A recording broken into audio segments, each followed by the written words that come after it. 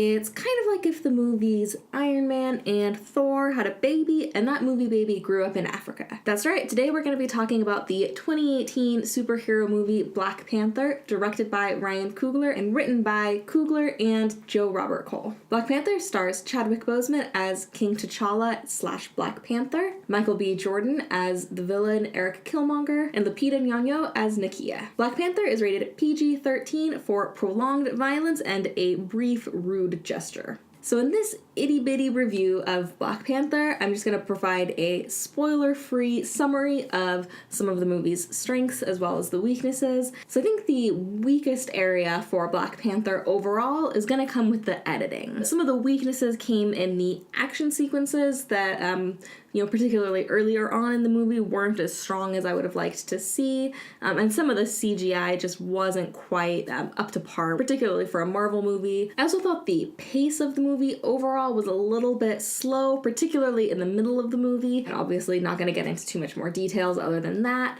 as far as the spoiler-free review goes, but it is a 2 hour and 15 minute long movie, and I really feel like it would have benefited from cutting out about, maybe 10 to 15 minutes, getting it closer to that 2 hour mark.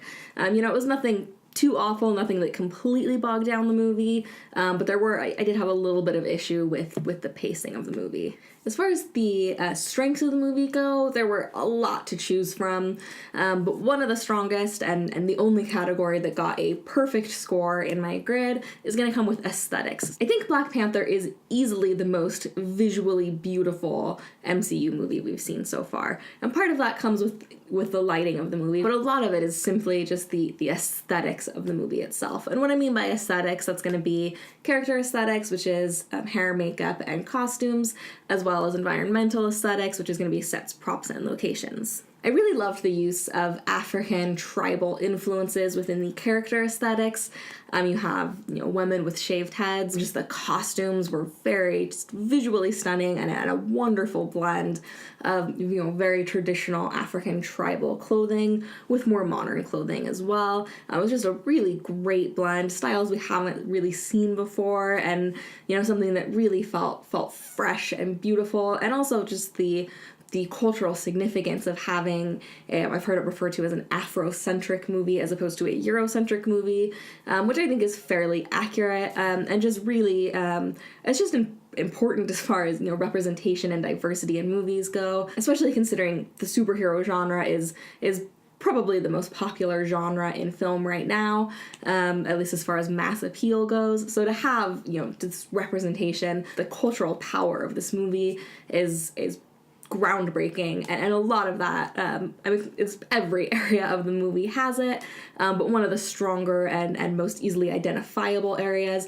is going to come within the aesthetics, because you do have you have makeup and hair and costumes that are all very heavily influenced by African tribes that these superheroes are wearing, and it's very powerful and just really well done and just gorgeous. So huge props for the character aesthetics of the movie and the environmental aesthetics as well. You have a really nice blend of more natural, African savanna, very beautiful landscapes mixed with more industrial, technologically advanced sets and locations. So it's just a great blend of very technologically advanced with just the beauty and the more natural landscapes of Africa. And again, something with cultural significance, because we've never seen Africa this way in films. So as far as the aesthetics go, easily one of the stronger points of the movie, although there are many strengths of Black Panther that I will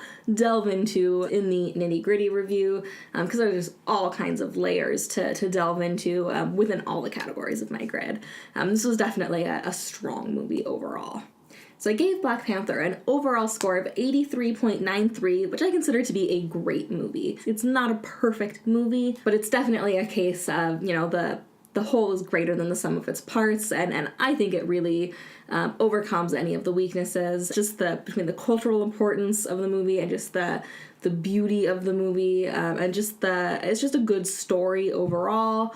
So it's just, it's fun, and it was really an enjoyable watch. I think it's probably I'm gonna say my second favorite Marvel movie so far, only under Thor. I know I'm in the minority thinking the first Thor is the best Marvel movie, but I think it's fantastic, and but this is really, really close. So yeah, definitely, if you like Marvel movies, if you liked Black Panther and Civil War, go see this movie. It's fun, it's really well done, it's a really well-made Marvel movie. That's pretty much it for this itty-bitty review. Again, if you want something more in-depth, you want to, don't mind spoilers, go ahead and check out my nitty-gritty review. It's going to cover all the categories of my grid and explain, the strengths and weaknesses in each category in much greater detail than this. So that's it for now. I'll see you next week when I review Annihilation.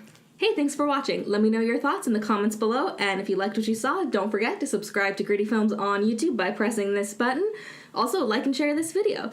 You can follow Griddy Films on Twitter, Facebook, and Instagram for new video announcements, entertainment news, fun pics, and more. Thanks again for watching, and I'll see you next time.